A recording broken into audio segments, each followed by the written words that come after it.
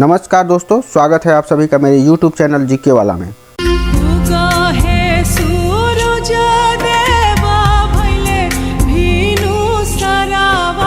छठ पर्व की हार्दिक शुभकामनाएं। और चलिए देखते हैं दिनांक 26 तारीख से लेके और 30 तारीख तक के सभी प्रश्नों और उसके तथ्यात्मक विवरण को। तो इस वीडियो को अंत तक जरूर देखें। तो चलिए बढ़ते हैं आज के महत्वपूर्ण प्रश्नों और उसके विश्लेषण को हम जानेंगे। तो चलिए देखते हैं आज का पहला प्रश्न। आज का पहला प्रश्न है कि भारत के पहले माइग्रेशन मॉनिटरिंग सिस्टम का उद्घाटन कहाँ पर हुआ है? और उत्तर है इसका मुंबई। देश की पहली माइग्रेशन मॉनिटरिंग सिस्टम जो प्रवासी गर्भवती महिलाओं, स्तनपान कराने वाली माताओं और बच्चों को एक ही सिस्टम पर तुरंत अद्यतन जानकारी प्रदान करती है। इसका उद्घाटन शुक्रवार को मुंबई में किया गया। वेबसाइट आधारित माइग्रेशन ट्रैकिंग सिस्टम कमजोर मौसमी प्रवासी लाभार्थियों की आवाजाही को ट्रैक करेगा। प्रवासन निगरानी प्रणाली का उद्देश्य जो है प्रवासी गर्भवती महिलाओं, स्तनपान कराने वाली महिलाओं और बच्चों के बारे में जानकारी प्रदान करना है। चलते हैं अगले क्वेश्चन की तरफ। अगला क्वेश्चन है कि हाल ही में ट्रीज बियॉन्ड फॉरेस्ट कार्यक्रम किस राज्य में शुरू किया गया? और उत्तर है इसका असम। भारत में जंगलों के बाहर के पेड़ TOFI कार्यक्रम असम सरकार और US agency for international development USAID द्वारा शुरू किया गया है, जिसका लक्ष्य है राज्य में पेड़ों की मात्रा बढ़ाने के लिए किसानों, व्यवसाय और निजी संस्थानों को एक साथ लाना। भारत में जंगलों के बाहर के पेड़ नए कार्यक्रम का उद्देश्य वैश्विक जलवायु परिवर्तन समन अनुकूलन लक्ष्यों का समर्थन करते हुए कार्बन पृथक्करण को बढ़ावा और स्थानीय आबादी की सहायता करना और कृषि की जलवायु लचीलापन को बढ़ा देना है। आगे बढ़ते हैं, देखते हैं अगला क्वेश्चन। अगला क्वेश्चन है कि किस देश के राष्ट्रपति की शक्तियों को कम करने वाला संवैधानिक संशोधन पारित किया गया? किस देश के राष्ट्रपति की शक्तियों को कम करने वाला संवैधानिक संशोधन पारित किया गया है? उत्तर है इसका श्रीलंका। श्रीलंका की संसद ने शुक्रवार को 2/3 से अधिक बहुमत के साथ संविधान का 22वां संशोधन पारित कर दिया, जिसमें राष्ट्रपति की कुछ शक्तियों में कटौती की गई है। 22वें संशोधन को पारित करना श्रीलंका के लिए चल रहे आर्थिक संकट से बाहर आने के लिए अंतर्राष्ट्रीय सहायता प्राप्त करने के लिए भी महत्वपूर्ण है। एक गंभीर आर्थिक तबाही के बाद मार्च में लोग सड़कों पर उतर आए। तब तक कि महिंदा राजपक्षे के नेतृत्व वाली सरकार ने इस्तीफा नहीं दे दिया। प्रदर्शनकारियों की मुख्य मांगों में से एक था राष्ट्रपति की शक्तियों को कम करना। आगे बढ़ते हैं अगला क्वेश्चन। अगला क्वेश्चन है कि DGCA ने हाल ही में किस राज्य के जयपुर हवाई अड्डे को लाइसेंस प्रदान किया है? जयपुर हवाई अड्डे को लाइसेंस प्रदान किया है और उत्तर है इसका उड़ीसा। देखते हैं, नागरिक उड्डयन महानिदेशालय DGCA ने गुरुवार को एक बड़े घटनाक्रम में कोरापुट जिले के जयपुर हवाई अड्डे को उड़ान यानी उड़े देश का आम नागरिक के तहत निर्धारित हवाई संचालन के लिए लाइसेंस प्रदान किया है। अप्रैल 2017 में नागरिक उड्डयन मंत्रालय द्वारा शुरू की गई उड़ान का उद्देश्य जो है क्षेत्रीय हवाई अड्डों का विकास करना है। बेदाग ताजगी और विचार करने वाली हरी घाटियों की पृष्ठभूमि में स्थित कोरापुट जिला जो है 1 अप्रैल 1936 को स्थापित किया गया था और कोरापुट जो है ओडिशा में है। आगे बढ़ते हैं अगले क्वेश्चन की तरफ।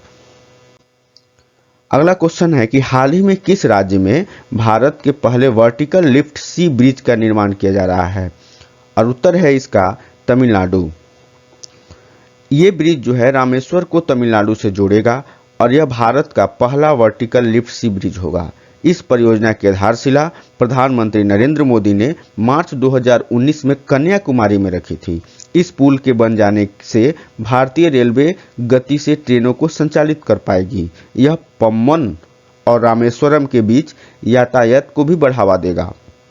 मौजूदा पम्बन रेल ब्रिज जो है रामेश्वरम को भारत की मुख्य भूमि से जोड़ता है और यह 105 साल पुराना है। आगे बढ़ते हैं अगले क्वेश्चन की तरफ।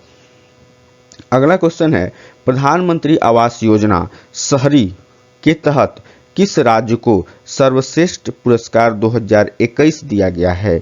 और उत्तर है इसका उत्तर प्रदेश। प्रधानमंत्री आवास योजना पीएम आवास योजना जिसको हम बोलते हैं एक सरकारी होम लोन योजना है जिसे जून 2015 में सस्ते घर प्रदान करने के उद्देश्य से शुरू किया गया था। प्रधानमंत्री आवास योजना को दो भागों में बांटा गया है, प्रधानमंत्री ग्रामीण आवास योजना जिसको हम PMAYG बोलते हैं और प्रधानमंत्री शहरी आवास योजना जिसको PMAYU बोलते हैं। प्रधानमंत्री शहरी आवास योजना यानी पीएम अर्बन हाउसिंग स्कीम का उद्देश्य शहरों में गरीबों की आवास आवश्यकताओं को पूरा करना है। इस योजना के तहत लगभग 4,331 शहर और कस्बे चुने गए हैं। आगे बढ़ते हैं अगले क्वेश्चन की तरफ। अगला क्वेश्चन है कि भारत और किस देश की सेनाओं ने हाल ही में टाइगर ट्रम्प्स अभ्यास किया? टाइगर ट्रम्प अभ्यास किया और उत्तर है अमेरिका। भारत और अमेरिका की जो सेना थी जो टाइगर ट्रम्प्स का अभ्यास किया। इसका मतलब क्या है कि भारत और अमेरिका की सेनाओं ने दो देशों के बीच बढ़ते राजनीतिक सहयोग के तहत विशाखापट्टनम में 3 दिवसीय संयुक्त मानवीय सहायता अभ्यास टाइगर ट्रम्प किया। पहला टाइगर ट्रम्प अभ्यास भी विशाखापट्टनम में ही हुआ था। यह नवंबर 2019 में 9 दिनों तक चला था। टाइगर ट्रम्प साल 2022 का वह तीसरा अभ्यास है जिसके लिए भारत और अमेरिका की सेनाएं विशाखापट्टनम में साथ आईं। फरवरी में भारत के द्विवार्षिक अभ्यास मिलन के लिए अमेरिकी सेना 30 से अधिक अन्य देशों की फौजों के साथ विशाखापट्टनम में एकजुट हुई थी। आगे बढ़ते हैं, अगला क्वेश्चन देखते हैं। अगला क्वेश्चन है कि किसने हाल ही में from defence to self reliance नामक पुस्तक लिखी है? From defence to self reliance नामक पुस्तक लिखी है। उत्तर होगा डॉक्टर बिमल जलान। डॉक्टर बिमल जलान जो है आरबीआई के पूर्व गवर्नर हैं और वह पहले सरकार में कई पदों पर रह चुके हैं जिसमें वित्त सचिव और प्रधानमंत्री के आर्थिक सलाहकार परिषद के अध्यक्ष शामिल हैं। 2019 में वह सरकार के सहयोग से आरबीआई द्वारा स्थापित आर्थिक पूंजी ढांचे के अध्यक्ष थे। भारतीय रिजर्व बैंक यानी आरबीआई के पूर्व गवर्नर द्वारा लिखित यह पुस्तक व्यापक शोध और डेटा पर आधारित है और भारत को एक आर्थिक गढ़ के रूप में विकसित करने का एक रास्ता प्रदान करती है। आगे बढ़ते हैं और अगला क्वेश्चन देखते हैं। अगला क्वेश्चन है कि हाल ही में कौन सा देश जो है चीन को पछाड़कर भारत का तीसरा सबसे बड़ा निर्यातक देश बना है? और उत्तर है नीदरलैंड। और नीदरलैंड जो है चीन और बांग्लादेश से भी आगे निकलते हुए भारत का तीसरा सबसे बड़ा निर्यातक देश के रूप में उभरा है। वित्त वर्ष 2012 के बाद से भारत के शीर्ष 10 निर्यात स्थलों की सूची में 2 स्थान ऊपर आ गया है। इसी तरह इंडोनेशिया 7 पायदान ऊपर चढ़कर 7वें स्थान हासिल कर लिया है। इसी बीच अमेरिका और संयुक्त अरब अमीरात भारत के लिए क्रमशः सबसे बड़े और दूसरे सबसे बड़े निर्यात गंतव्य बने हुए हैं। आगे बढ़ते हैं अगले क्वेश्चन की तरफ। भारत में नए अमेरिकी राजदूत के रूप में किसे नियुक्त किया गया है? और उत्तर है इसका एलिजाबेथ जोन्स। अमेरिका में जो बाइडेन प्रशासन ने विदेश सेवा की वरिष्ठ अधिकारी एलिजाबेथ जोन्स की नई दिल्ली में अमेरिकी दूतावास में अंतरिम प्रभारी राजदूत नियुक्त किया है ताकि दुनिया में सबसे अधिक महत्वपूर्ण द्विपक्षीय साझेदारी को आगे बढ़ाया जा सके। वर्तमान में पेट्रिसिया ए लसीना नई दिल्ली में अमेरिकी दूतावास में प्रभारी राजदूत हैं। उन्होंने 9 सितंबर 2021 को कार्यभार ग्रहण किया था। आगे बढ़ते हैं अगले क्वेश्चन की तरफ। अगला क्वेश्चन है कि हाल ही में किस राज्य में एक मुश्त संपत्ति कर माफी योजना यानी समृद्धि का शुभारंभ किया गया है? एक मुश्त संपत्ति कर माफी योजना जिसको हम समृद्धि बोलते हैं का शुभारंभ किया गया है। उत्तर है दिल्ली। राजधानी के लोगों को संपत्ति कर में राहत देने के लिए दिल्ली के उपराज्यपाल विनय कुमार सक्सेना समृद्धि एक मुश्त संपत्ति कर माफी योजना का शुभारंभ किया। इस योजना के अंतर्गत आवासीय संपत्ति के मामलों में वर्तमान और पिछले 5 वर्षों के संपत्ति कर की मूल राशि का एक मुश्त भुगतान करने पर संपत्ति मालिकों को बकाया लंबित कर में 100% की छूट मिलेगी। यही योजना का लाभ उठाने के लिए संपत्ति मालिकों को वर्तमान और पिछले 6 वर्षों के लंबित कर की मूल राशि का भुगतान करना होगा। आगे बढ़ते हैं अगले क्वेश्चन की तरफ। किस भारतीय अमेरिकी उद्यमी को हाल ही में उत्तरी कैरोलिना में सर्वोच्च राजकीय सम्मान से सम्मानित किया गया है? उत्तर है स्वदेश चटर्जी।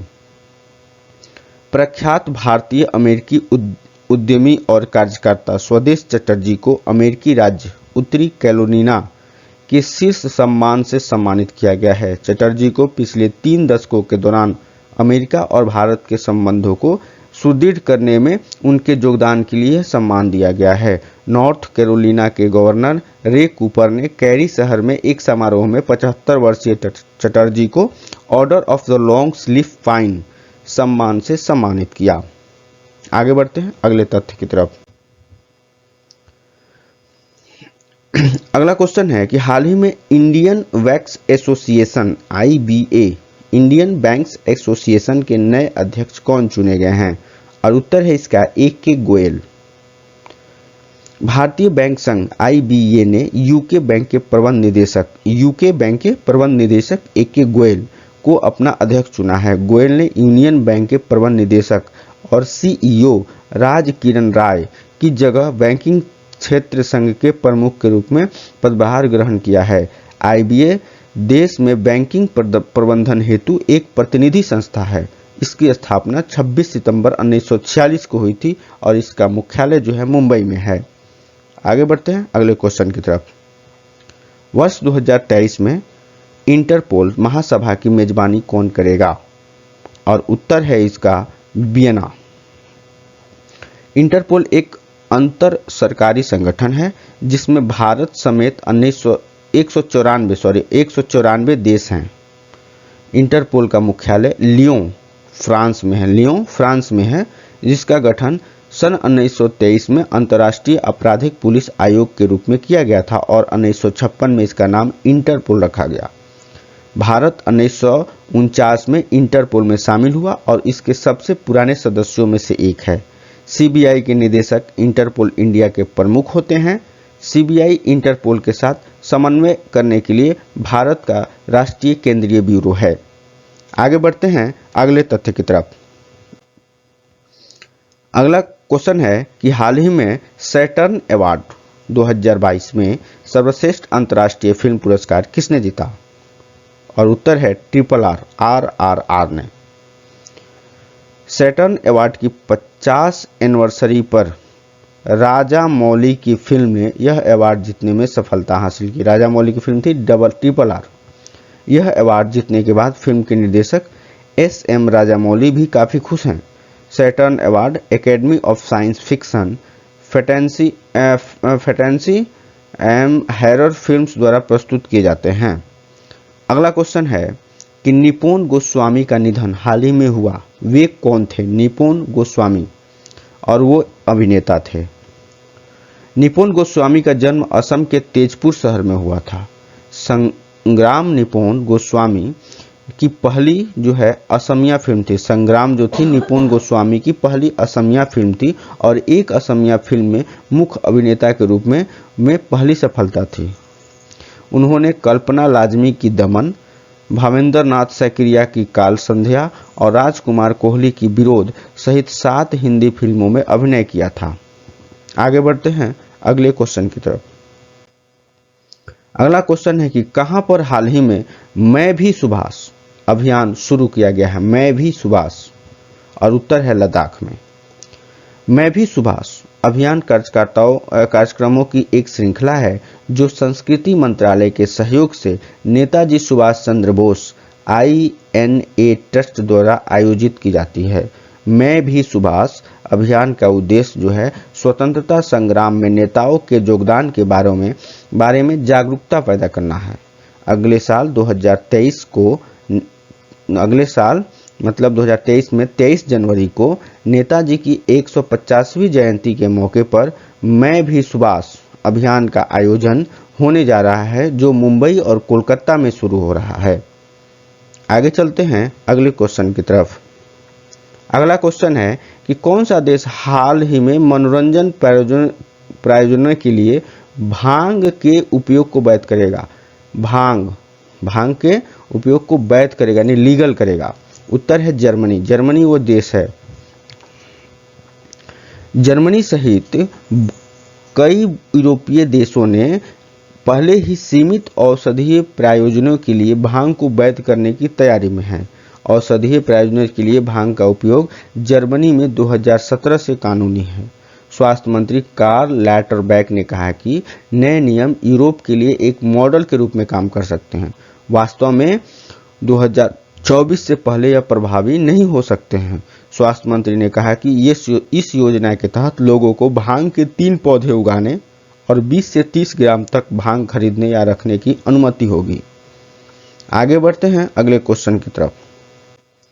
और अगला क्वेश्चन है कि हाल ही में किस राज्य सरकार ने महिलाओं के लिए अनुकूल पर्यटन परियोजना शुरू की है? और उत्तर है केरल।